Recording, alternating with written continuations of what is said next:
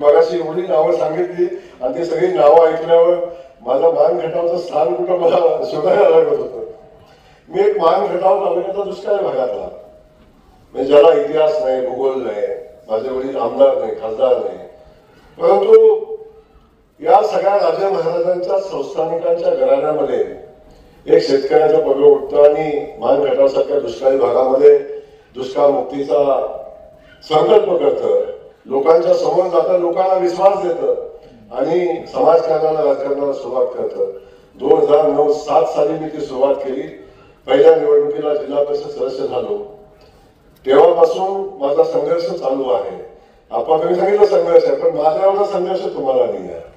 कारण माझी अशी एक निवडणूक नाही की ज्या निवडणुकीत माझ्यावर केस गुन्हा दाखल नाही, माझ्या मागं पोलीस लागले नाही, अशी एकही निवडणूक नाही, एकही कधी नाही. म्हणजे मी प्रस्तावितांच्या समोर एखाद्या साध्या गरीब घरातलं पोरगं पुढे येते आणि ते आपल्या पुढे येऊन बसते, आपल्या पुढे येऊन समाजाचं नेतृत्व करते, म्हणण्यापेक्षा समाज सुधारण्याचं काम करते, दुष्काळ मुक्तीची लढाई करते, हे संस्थानिकांना सहज बसणारी गोष्ट नसते.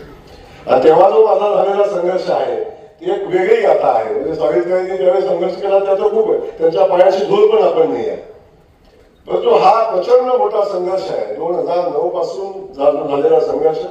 2009 साली पहिल्यांदा आमदार झालो, 14 साली झालो, पुन्हा 19 साली झालो, पुन्हा 24 साली झालो आणि मंत्री झालो. मंत्री झाल्यावर पण संघर्ष थांबला नव्हता तो पण.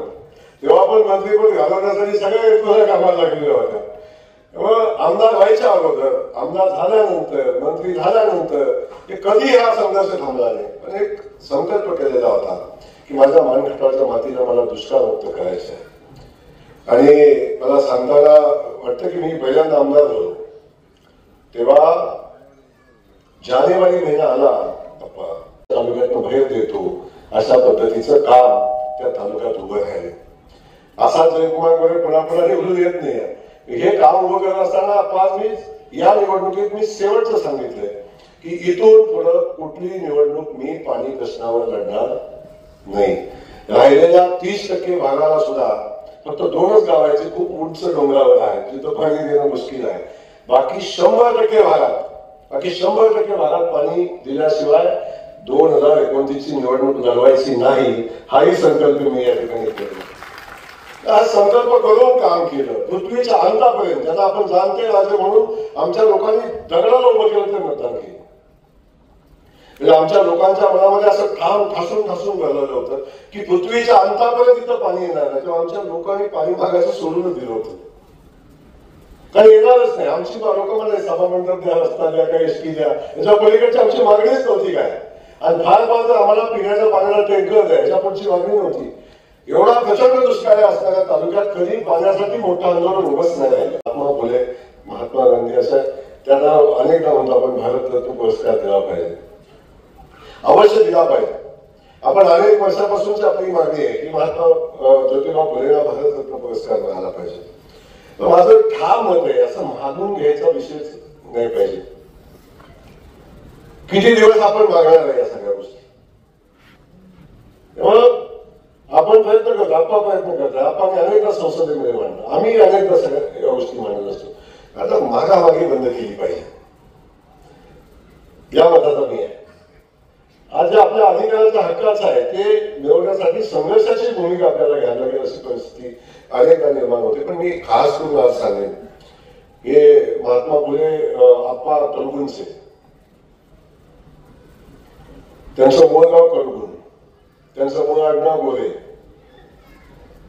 मी कलगुणचा, मूळ आमचं गाव कलगुण, आमचं आडनाव अजून पण गोरेच आहे, माझं बदललं आहे.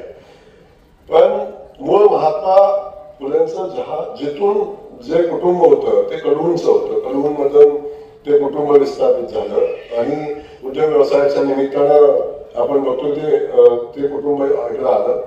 आणि तेव्हापासून आपण सगळेजण बघतो की महात्मा फुलेंच्या कार्याचा कायम गौरव केला जातो, सावित्रीबाई फुलेंच्या कार्याचा कायम गौरव केला जातो.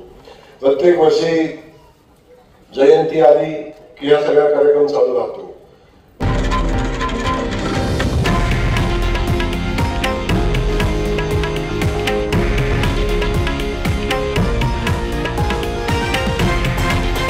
हे आहे देशातील नंबर 1 न्यूज नेटवर्क आणि आपण पाहत आहात TV9 मराठी, एकमेव.